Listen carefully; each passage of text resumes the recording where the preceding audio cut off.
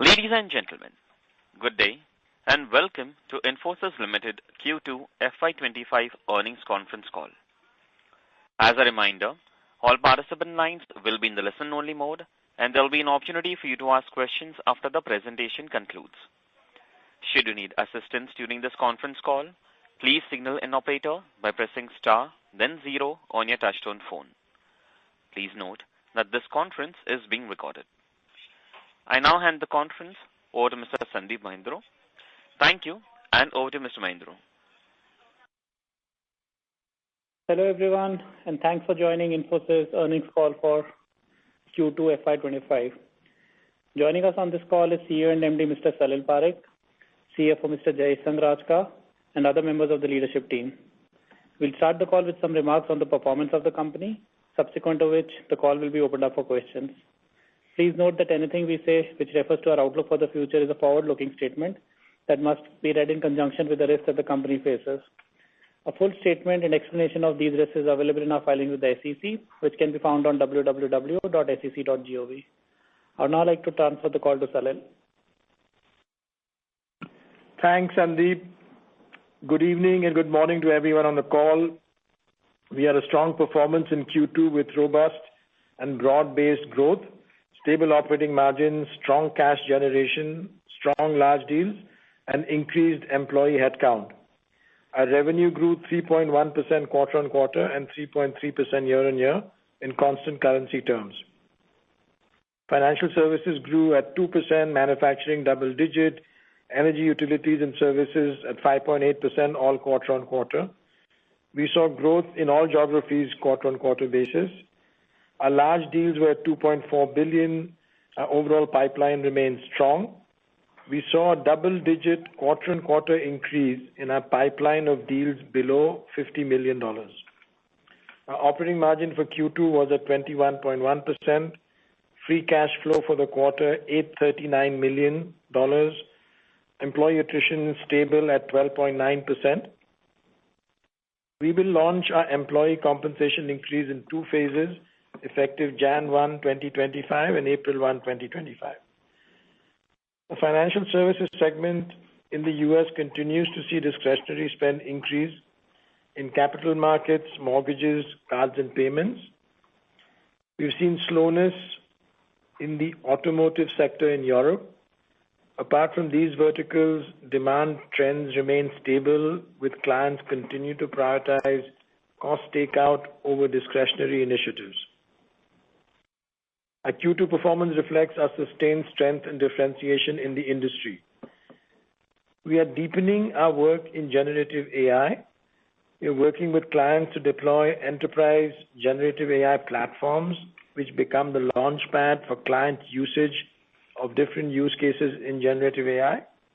We are building a small language model, leveraging industry and Infosys data sets. This will be used to build generative AI applications across different industries. We've launched multi-agent capabilities to support clients in deploying agent solutions using generative AI.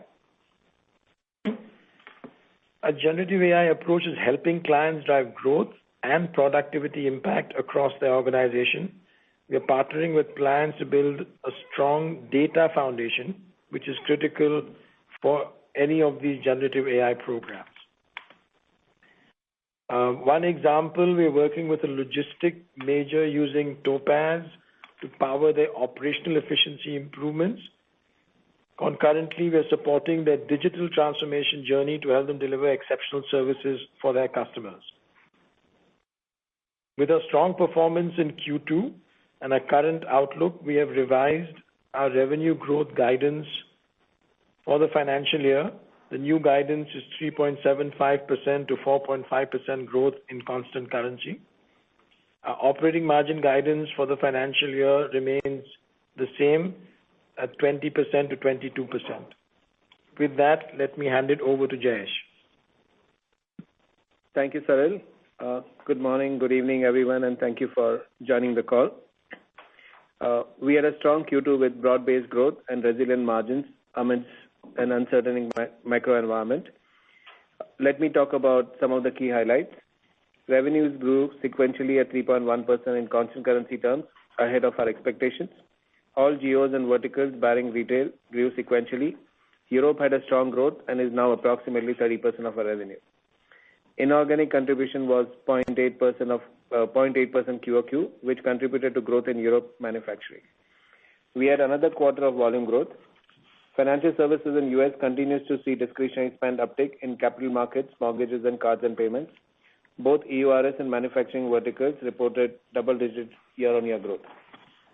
Overall deal pipeline remains strong. Pipeline for deals less than 50 million increased double digits sequentially.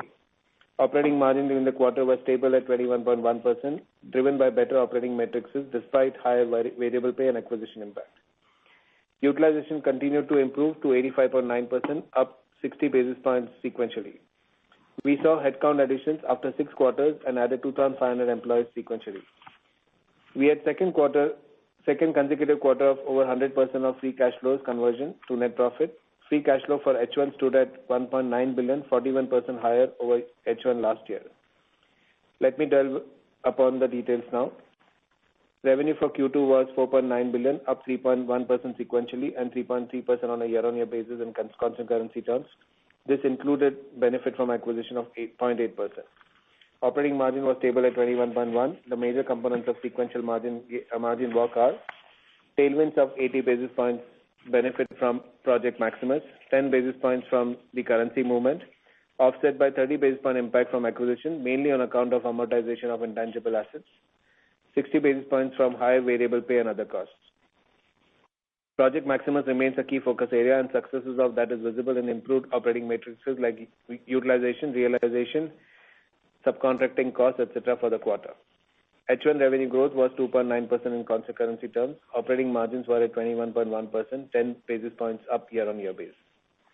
Headcount at the end of the year stood at 317,000, returning to a positive sequential growth after 6 quarters of decline, with net additions of approximately 2,500 employees. Utilization, excluding trainings, increased by 60 basis points to 85.9%. LTM attrition for Q2 was up by 20 basis points at 12.9%. We are on track to onboard 15 to 20,000 freshers in FY25. Free cash flow conversion was approximately 108% for Q1. H1 25 free cash flow is 41% higher than H1 24. DSO for the quarter was 73 days versus 72 sequentially. Consolidated cash and cash equivalents stood at 4.6 billion after paying out 1.4 billion towards dividends. The board announced an interim dividend of rupees 21 per share, an increase of 16.7% as compared to last year. Yield on cash balance was flat at 7% in Q2. ETR was at 29.6% for Q2 and 29.5% for H1. We continue to expect ETR for FY25 to be in the range of 29 to 30%. EPS grew by 4.7% in INR and 3.4% in dollar terms on YOY basis. We closed 21 large deals with TCV of 2.4 billion. 41% of this was net new. Vertical-wise, we signed 7 deals in financial services, 3 each in communication, manufacturing, and others, 2 in retail, and 1 each in EURS and high-tech and life sciences. Region-wise, we signed 12 large deals in America, 5 in Europe, 3 in India, and 1 in ROW. H1 large deal wins stood at 55 deals with TCV of 6.5 billion, and 51% of that is net new. Coming to verticals, financial services saw continued growth momentum in Q2 with traction in cost optimization through large outsourcing and transformation opportunities. We saw discretionary spend uptake in capital markets, mortgages, and cards and payments. Deal wins during the quarter were strong, which coupled with expanding pipeline of small deals gives us visibility for future growth. We are doing a variety of GenAI projects and are seeing them getting embedded in large programs. Retail sector continues to be impacted by economic and political uncertainties. Cost takeout, efficiency, and consolidation are key priorities for clients. Consumer spend in the upcoming holiday season will be a lead indicator for future spend decisions. We are progressing well on our journey to leverage AI to deliver business value with safeguards around privacy, ethics, controls, etc. across areas such as enhanced customer and employee experiences, digital marketing, etc. Communication sector outlook is challenging with clients primarily focused on cost reduction and making their investment profitable. Discretionary spend for OEMs are expected to remain under pressure. Cost optimization and vendor consolidation are on the top priorities with clients open to innovate solutions and asking for AI to amplify productivity. Political conflicts and higher interest rate continues to influence spending patterns, causing clients to focus on cost optimization on initiatives. We saw strong growth in verticals, especially in the energy sector. Especially there is significant traction in cloud programs, with many companies adopting the cloud and AI strategy. Our competencies in energy transition space, human experience, and industry clouds and proactive client pitches have helped us build strong pipelines. Growth in manufacturing was strong, partially contributed by Intech acquisition. Europe automotive sector has seen recent challenges, while discretionary spend remains under pressure. We have seen increased benefits of vendor consolidation. We see opportunities around supply chain optimization, cloud ERP, smart factory, and connected devices across various sub-verticals. We are in discussion with multiple clients for setting up AI COEs to drive AI adoption at scale. Most high-tech clients remain cautious due to geopolitical tensions. Discretionary spend and new project starts are slow due to cash conversion focus. We are advancing multiple AI programs from POC to implementation, focusing on customer support and sales effectiveness. Driven by our H1 performance and outlook for the rest of the year, we are revising our FY25 revenue guidance to 3.75 to 4.5% in constant currency terms. Our operating margin guidance remains at 20 to 22%. With that, we will open the call for questions.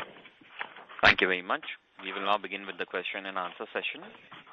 Anyone who wishes to ask a question may press star and one on their touchtone telephone. If you wish to remove yourself from the question queue, you may press star and two. Participants are requested to use handsets while asking a question.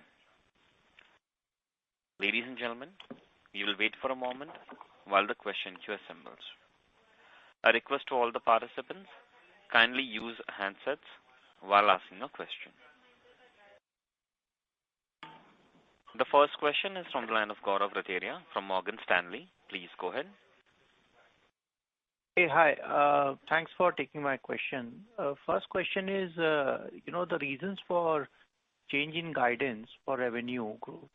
Is it largely because 2Q came in better than your expectations, or is it because the outlook for 2H has improved versus your prior expectations because of better pipeline of the smaller deals?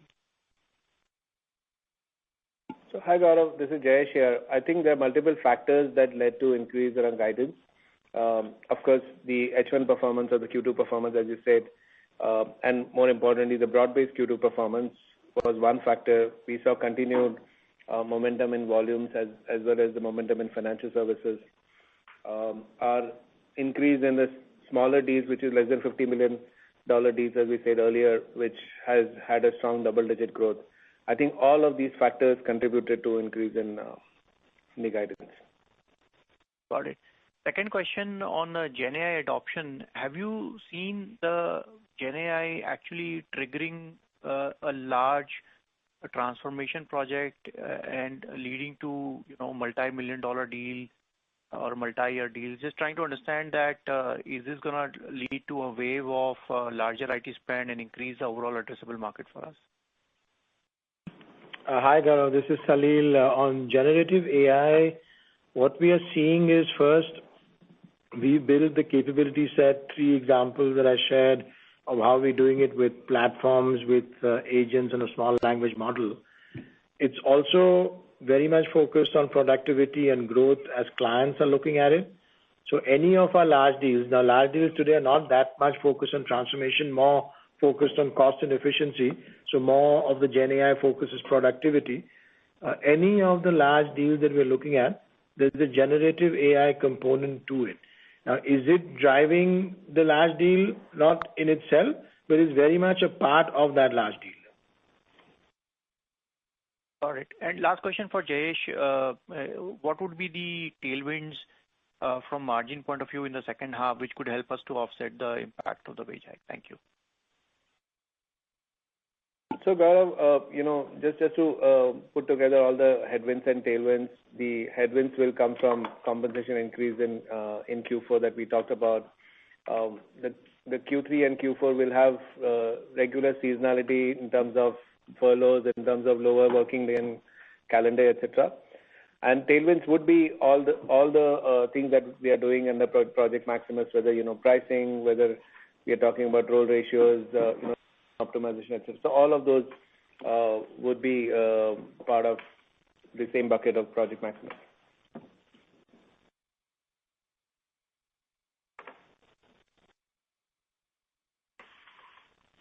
Gaurav, do you have any follow-up question? So thank you. Thank you so much. Thank you very much. Next question is from the line of Brian Burgeon from TD Cowen. Please go ahead. Hi, guys. Thank you. I wanted to ask, just as you think about how you built the forecast forward and the discretionary view, aside from the improvement you've cited in U.S. BFSI, have you basically held everything else muted in your discretionary view as you go through the December and the March quarters? So, hi Brian, this is Jayesh here. As I said earlier, I think there are various factors that has led to our margin expansion. Our guidance change. Starting from the Q2 performance, the increase in volumes that we saw across multiple sectors, including financial services. Our pipeline, which is strong large deal pipeline, as well as the smaller deals, which are less than $50 million deals, which have grown double digit. So I think all of these have been baked in. Of course, there will be seasonality in H2, as we all know about, in terms of furloughs, in terms of lower working days, etc. So all of that at this point in time is baked in our guidance.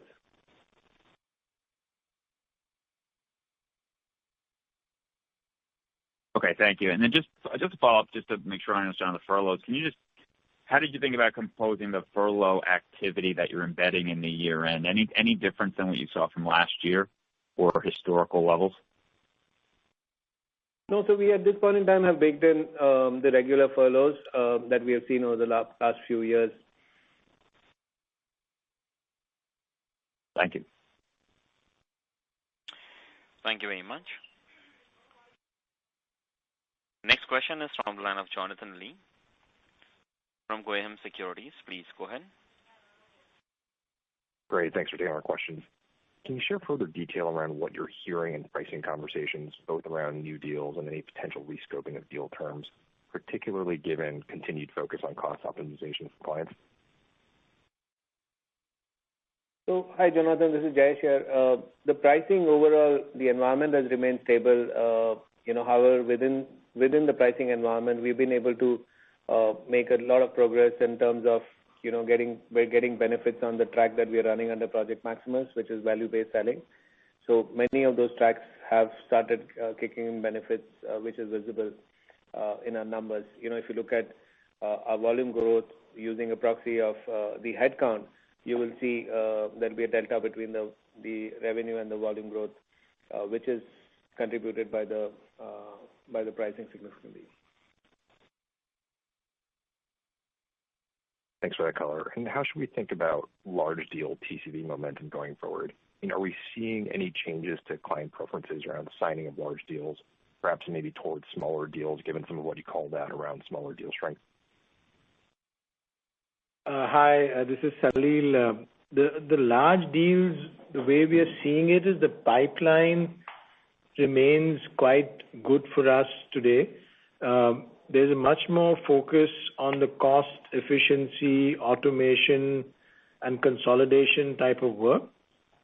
These are lumpy, so in some quarters we see a little bit more, some a little bit less, but we don't see a change in that outlook for large deals. The point on the smaller deals that Jayesh shared was a little bit additive. We are seeing more activity there as well, which is different from what we had seen before. Thanks for that detail. Thank you. Next question is from the line of Vibhor Singhal from Nuvama Equities. Please go ahead. Yeah, hi. Thanks for taking my question. So, Salil, just wanted to pick your brains mainly on how the BFSI vertical is looking at this point of time. Post the interest rate cuts, has there been a change in conversation in any, let's say, the change in the approach of the clients towards discretionary spend? that they might be picking up in coming quarters? How do you see that vertical play out? And then I have a follow-up. Thanks. So the financial services, we saw last quarter a good improvement in discretionary spend, and we continue to see that in Q2. The discretionary spend is good. We also saw the results of some of the large U.S. banks look quite strong. We see still the focus is much more on the discretionary and then some cost efficiency program. We are still not seeing large transformation type of program, but given our scale and the needs that the banks have, and some of our clients where we are seeing good traction, the overall feeling when we look at financial services, whether it's capital markets, mortgages, cards and payments, we see good traction on the discretionary side. Got it. My second question was on the TCV side. The TCV on this quarter appear a bit on the softer side. Would you attribute that to anything specific? Is the client conversations at this point of time, are the clients pushing the deals out because of the pending U.S. elections? How would you read that, and how do you see the deal flow in the coming 2 quarters of the rest of the year? So there, we have not seen a change in the behavior from the Q1 to the Q2 in terms of the deal timelines and so on large deals. These are, at least in our experience from the past over multiple quarters, they're sometimes lumpy. We see some more, some quarters, some less, because they are large deals. That's where we are looking. So we don't see that at least we don't see any change in the data about it, including in the pipeline, which looks good as well. But you would have liked a better deal flow, I'm assuming, for the quarter. Do you see maybe Q3 or Q4 deal flow momentum picking up, or it will depend on how the macro factors play out? It'll be both. So the deal flow is decent, but sometimes because the size of these deals is quite large, sometimes they bunch up in a quarter, sometimes they spread out a bit. Right. So we look at it a little bit more like over a half, over a full year when we look backwards, and that way we get a sense, because most of them, are driving revenue for the next several years. So it's not really like they convert into a quarterly movement. So we look at it more in that sort of a time horizon. Got it. Thank you so much for answering my question. Just one question, if I could squeeze in for Jayesh. Jayesh, what is the thinking behind the pushing out the wage hikes to Q3 and, in fact, Q4 and Q1 of next financial year? If I understand correctly, to some part of the organization, we would actually be skipping FY25 completely in terms of wage hike. So is this got to do with the overall demand environment or the kind of hike that we had given last year, a breakup? Just wanted to pick your brains on that. So yeah, when we look at the comp hike, we look at various factors, including, what's the demand environment, what's the market practice, what's when did we do the last compensation, etc. We have taken all of that into account. Our last comp increase was in November last year. So this is pretty much almost on an anniversary, if you look at it. So that's point number one. Point number two, if you look at within this quarter, we have increased our variable pay as well. So okay. That's another factor to consider as well. Yeah. Got it. Great. Thank you so much for answering my questions, and wish you all the best. Thank you. Thank you. Next question is from the line of Kumar Rakesh from BNP Paribas. Please go ahead. Hi, good evening, and thank you for taking my question. My first question was to understand how's the traction on your GenAI work. So you have the Topaz platform, which you have launched. You earlier had for cloud a similar platform, Cobalt, to build an accelerator to help customers adopt the new technology. So relative to how it was at that time when Cobalt initially was launched and how it was first year of traction in terms of how many customer engagements were happening, how many customers signed up for that. Relative to that, how do you see Topaz panning out? Hi, this is Salil. So first, on Cobalt, the way, as of course you know, it was launched and rolled out, we had very strong partnerships with the three big public cloud players and have today, but when it was launched as well, we had a very strong private cloud offering, which we also have expanded. And we had a set of offerings on SaaS providers, the range of them. So that was an ecosystem which for enterprises was already in motion, and we were already playing on that, and Cobalt brought all of it together. In generative AI, for the enterprise, it's a start in terms of how it will be adopted. There are, of course, as you know, several use cases, some of them with some good traction with clients, but the method of adoption. So what we have done here in Topaz, some of the examples that I shared, we have created a generative AI platform which can be rolled out across a large organization, and then the individuals in the organization start to build out their own Gen AI applications on that. We are building a small language model. We have a multi-agent framework where the agents are doing, or a set of agents are doing full solutions to certain business processes or certain functions. So these are different ways that generative AI is being rolled out. It's difficult to compare in that sense the two. We see much deeper capability set that we've rolled out in generative AI today than what we see anywhere else. Our clients are giving us that same view.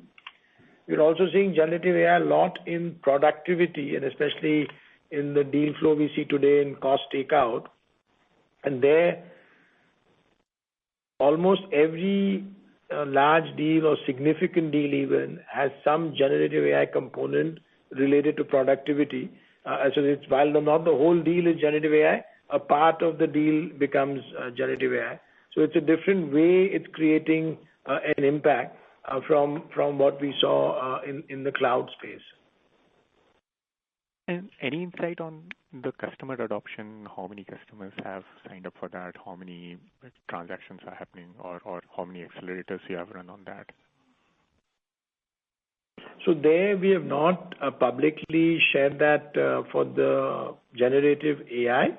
What we have shared are this approach we are taking, plus that our projects today are not a POC or proof of concept. They're actual projects, while they're small in revenue, are delivering impact in that space. Got it. Thanks for that, Salil. My second question was on, during the press conference, you did talk about the small language model for industry-specific use cases and the data that you are working on. My understanding is that at least the bigger models that we look around are either for consumer space or for enterprise, are generally for more of generic use cases, not for industry-specific use cases. So that this could be a wide space from the product perspective. So how do you want to position this in the end market? Would it still be just an accelerator built on top of what the other tools are there, or you would want to eventually look at this as a separate product as well? So here, first, if you step back, our views in enterprise AI, generative AI, large language models will also play a part. But in addition, we are working on a small language model, so it's not one or the other. The reason for the small language model, we believe we have some very good data sets within Infosys, and we are taking some, let's call it clean data sets from outside industry and so on. These then help train the small language model. It then becomes, we are then building it for different industries, and it then becomes deployable in an industry for a specific client where they can build, or we can help them build on this small language model, other business applications. So the idea is, it's a new one. We feel we have some level of leadership on that, and we have launched this to see where it ends up. Okay. So this will also work as an accelerator in deployment of AI applications. Is that fair? It will also be an accelerator. It will also be a foundation on which other business generative AI applications can be built by the client or by us for the client like that. Great. Thanks a lot, Salil, for answering the questions. Thank you. Next question is from the line of Rishi Jhunjhunwala from IIFL Institutional Equities. Please go ahead. Yeah, thanks for the opportunity. Just one question. So your growth in this quarter as well as last quarter has been fairly broad-based across verticals. There has been, the commentary that you've given also suggests that discretionary is seeing some sort of pickup in some verticals. But the guidance that you've provided for the second half effectively means that there is a considerable slowdown in the overall growth momentum. Now, I understand there is some bit of seasonality that comes through, but given the nature of broad-based growth that you've delivered, for 2 consecutive quarters at the midpoint of the guidance not having growth, seems to be a little bit counterintuitive versus what you have commented on the demand environment. So just wanted to understand how you're thinking about it. Hi, Rishi. This is Jayesh here. So if you look at, what we have consistently said in the past is our H1 is going to be stronger than H2. H2 will have seasonality, which is furloughs, lower working and calendar day in Q3, and lower working and calendar day in Q4. So all of that is baked in the guidance. Our guidance philosophy hasn't changed. We run multiple models running up to the guidance, which define the bottom, midpoint, and the top end of the guidance, and we say it as we see it, right? So at this point in time, this is what we are seeing in terms of guidance. Got it. And just very quickly, given where your utilizations levels are right now, is it fair to assume that going forward, the hiring trend will largely reflect, how you end up growing on revenues as well, since a lot of the moderation on utilization is probably behind us? That's right, Rishi. Again, we've always maintained that 84-85% is our comfort level utilization. We are already above that, so we don't think at this point in time there's any significant headroom left on that. So most of the volume growth would come from the net hiring going forward. All right. Thank you so much. Thank you. Next question is from the line of Jamie Friedman from Susquehanna International Group. Please go ahead. Hi. Congratulations on the continued improvement. But a number of the questions you're getting are about what your assumptions are about the seasonality of the year. I know you said in your previous answer just that the year is typically super seasonal in the first half. In terms of what you're contemplating for the second half, if you could share maybe what your assumptions are on, say, the cost takeout narrative versus the discretionary narrative, is that rate of change changing? And maybe some thoughts on the verticals, because I see, it's great to have the 2 consecutive quarters in banking, but the retail was a little bit more volatile than expected. So any comments on the typical super seasonality and why this year looks a little heavier? Thank you. Hi, this is Salil. The way we've seen it, there are 2 parts to it from what you mentioned. One, in building the outlook, we've taken a view of what we see today. So financial services discretionary, we saw positive. We have not seen as of now discretionary in the other industries. We saw the continued weakness on retail, and then we saw a little bit new weakness on that automotive in Europe. So all that we took it together, then we created. So we've not assumed, for example, that some new discretionary will be positive or negative in this Q3, Q4. And the other part of seasonality, what Jayesh had shared earlier, one is the furloughs in our Q3, then is the calendar days situation both in Q3, and we have an additional little bit in Q4. So that is also adding to the way we have built this outlook for the full financial year. Perfect. Thanks for the context, Salil. I appreciate it. I'll drop back in the queue. Thank you. Next question is from the line of Nitin Padmanabhan from Investec. Please go ahead. Yeah, hi. Thank you for the opportunity. So you mentioned that the deal pipeline for smaller deals, which is below 50 million, has sort of improved in double digits. How has it been in terms of closures for the current quarter? When the pipeline has improved, how has the closures been in the current quarter? Have you seen that improve as well? And that is the first question. The second question is around the cost of software packages. That seems to have increased on a sequential basis. How much of that would have been third party versus internal? Is there a significant pass-through revenue this quarter? Was the question around it. Any color around that will be helpful. Yeah. So, Nitin, what was the first question? Are the closure rates? The closure rate. Yeah. So if you look at our large deal closures, I don't think small deals are large deal closure. We have not really seen a significant change in the decision-making process per se.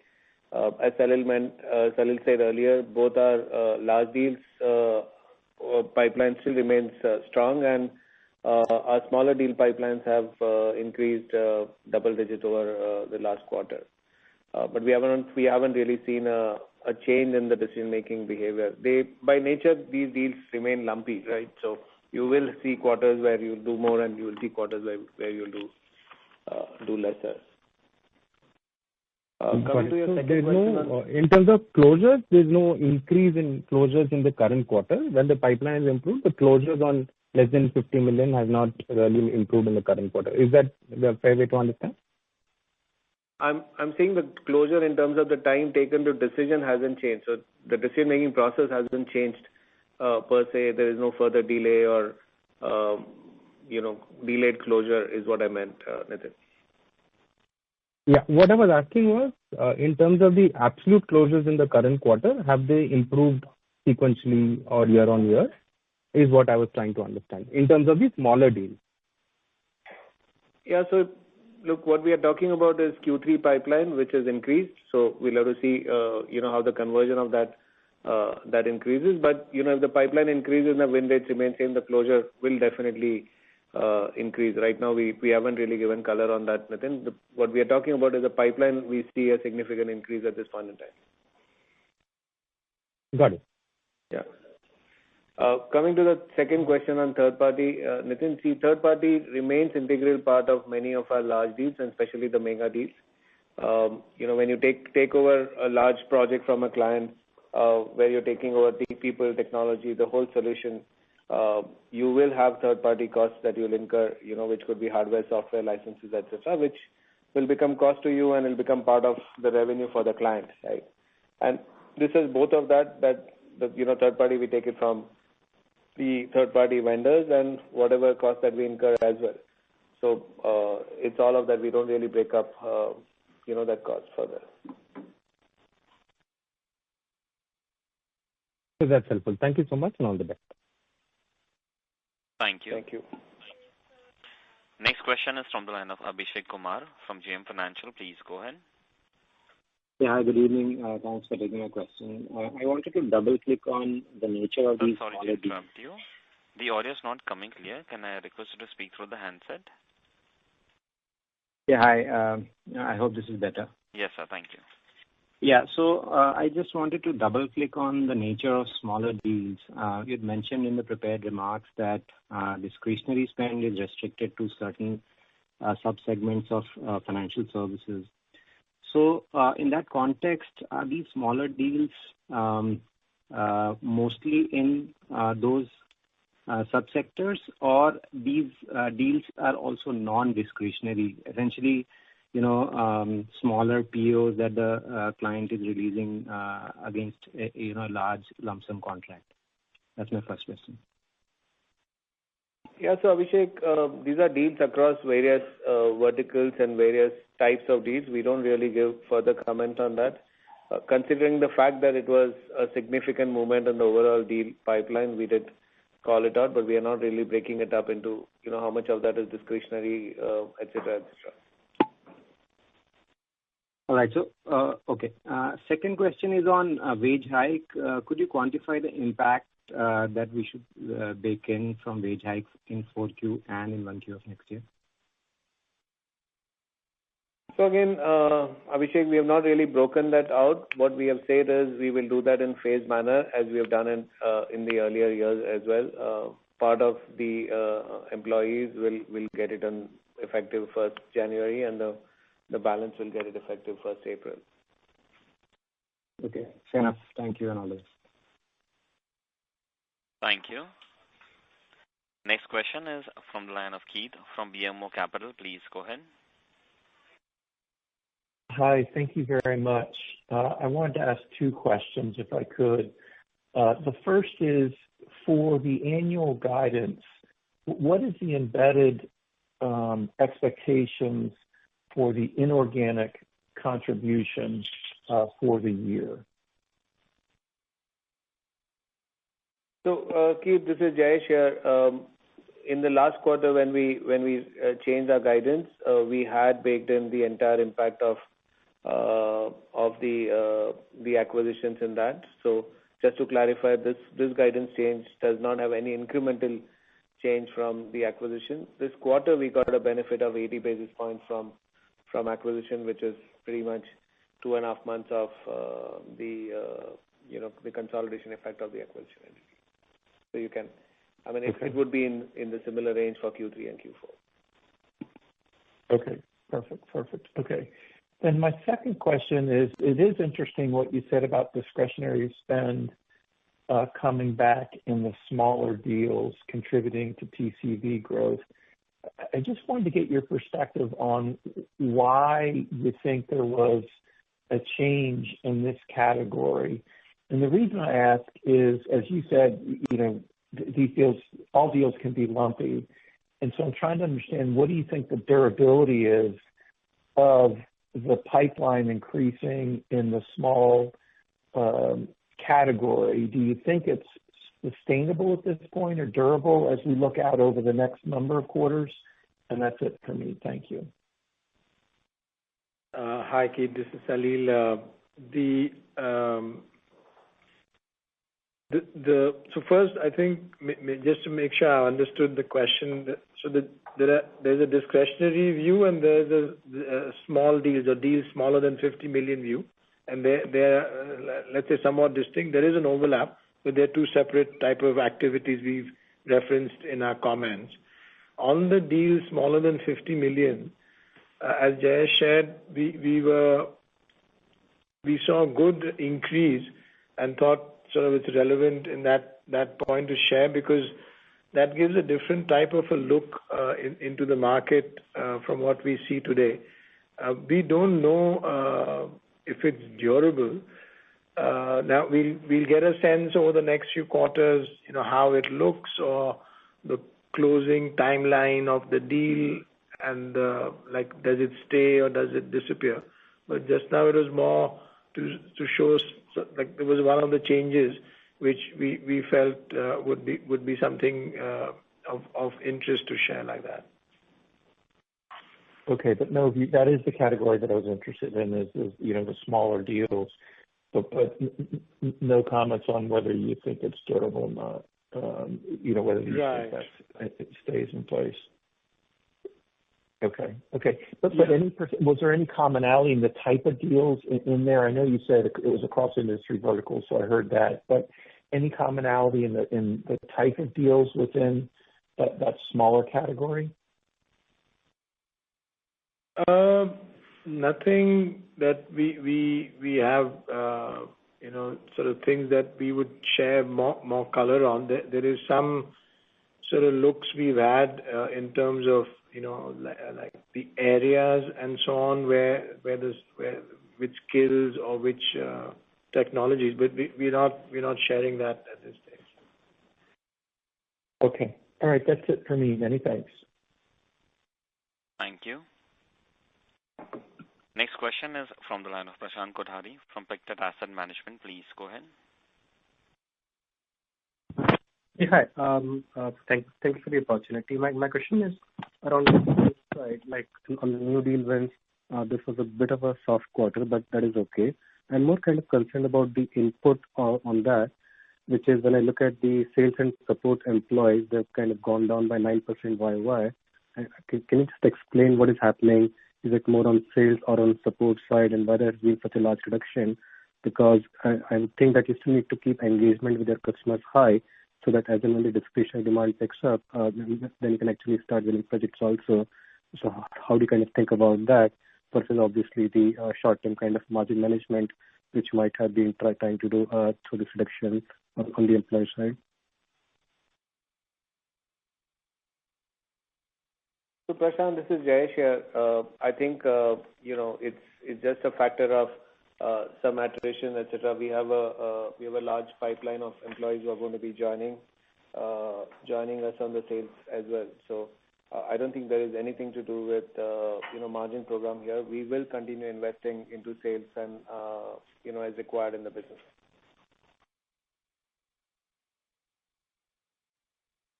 So this is more of a temporary blip, is it? Like the number of salespeople will actually increase in the coming quarters. Yeah, and our sales cost has remained in terms of the dollar value of the cost. It's remained in the range of 4.5% over the many years. So I think this is just a small blip. Okay. All right. Okay. Thank you much. Thank you. Next question is from the line of Manik Taneja from Axis Capital. Please go ahead. Thank you.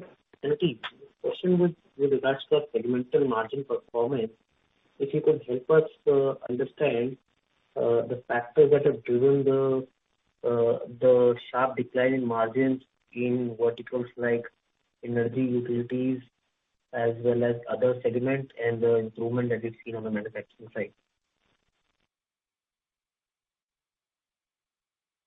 So hi, this is Jayesh here. There will be multiple factors that will play out across segments, in terms of utilization, in terms of on-site mix, in terms of the kind of business mix, etc. The deals that will ramp up intra-quarter. So there will be multiple factors that will play out. We don't see a significant change if you look at it on a trend basis for a few quarters, but on a short-term quarter basis, you will see some of these factors playing out in terms of margins. Sure. And the last one was with regards to wage hikes, where you suggested that they will be effective across 2 periods starting January 1. Would be great to essentially get some sense on the quantum of wage hikes, the likely impact in Q4, and how is that split up across the workforce between January and April? Yeah, so we haven't really spelled out quantum of the wage hike, Prashant, at this point in time. All we have said is it's going to be in 2 phases. Obviously the junior employees will get it in January, and the rest will get it in April. The majority of the employees should get it in January. Sure. Thank you, and all the best for the future. Thank you. Next question is from the line of Sandeep Shah from Equirus Securities. Please go ahead. Yeah, thanks for the opportunity, and congrats on a good execution. Most of my questions been answered. Just wanted to understand how to read this double-digit increase in a smaller deal below $50 million. Is it first broad-based across verticals, and if it continues as a trend, can it be a precursor of a better demand in the calendar year 2025?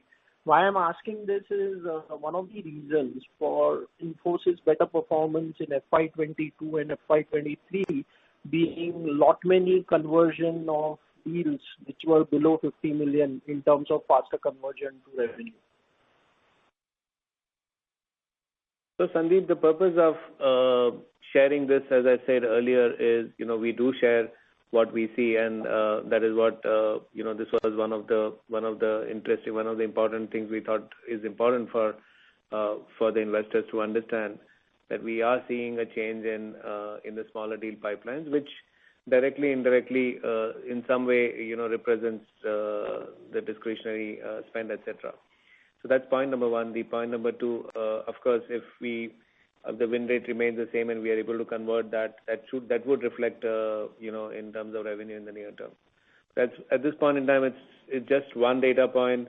Very difficult to say whether it is going to become a trend, become sustainable, etc., etc. So I think we should, at this point in time, read it as one data point. Okay. And is it broad-based across verticals and markets? Yes, it is.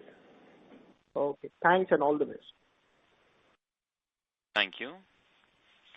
Next question is from the line of Girish Pai from BOB Capital Markets. Please go ahead. Yeah, thanks for the opportunity. My first question is regarding mega deals. Across the industry, even when I look at the peers, you've not seen any mega deals being signed. So are there, similar number of mega deals in the pipeline compared to 2023? Or have the mega deal number kind of come down? That's my first question. So on mega deals, we don't share specific data on what is in the pipeline and not. We only talk about the overall large deal approach.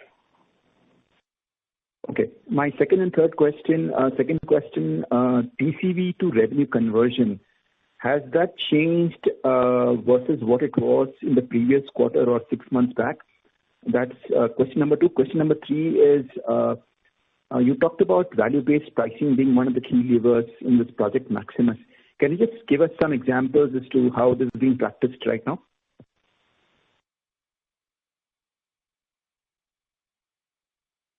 Yeah, so Girish, coming to your first question on conversion, we haven't really seen any significant change in terms of signing or in terms of conversion at this point in time. We continue to gain market share, consistently whenever we look at it on a quarter-on-quarter basis. Coming to Project Maximus and the value-based selling, I think there are multiple tracks within that. Right from the new age pricing, the tracks on getting the change request wherever we are eligible for getting the right rates, etc., etc. There are multiple of those tracks within that. We haven't really shared data beyond this for obvious reasons. But as you could see, the track has contributed significantly in terms of the realization and price realization. Okay, thank you very much. Thank you very much. Ladies and gentlemen, we'll take that as the last question. I'll now hand the conference over to the management for closing comments. Hi, thank you everyone. First, I want to share in summary, we had a strong quarter on revenue growth, margins, cash collections, large deals, so we feel good about that. That resulted in the increase in our revenue growth guidance for the full year, which also gives us good confidence as we look into the future. Clearly, financial services showing continued strength in discretionary spend. Segments remaining about the same with the comment on automotive in Europe becoming a bit slower. We have deep capabilities in generative AI, and these are things where we're building platforms, agent solutions, small language models that we believe will be of huge impact with our clients. And we continue to see a strong focus on execution across our business, and that remains key for us as we go ahead. So we remain optimistic as to how the year will play out. Thank you everyone for joining in, and look forward to catching up in the next quarterly discussion. Thank you very much, members of the management. Ladies and gentlemen, on behalf of Infosys Limited, that concludes this conference call. Thank you all for joining us, and you may now disconnect your lines. Thank you.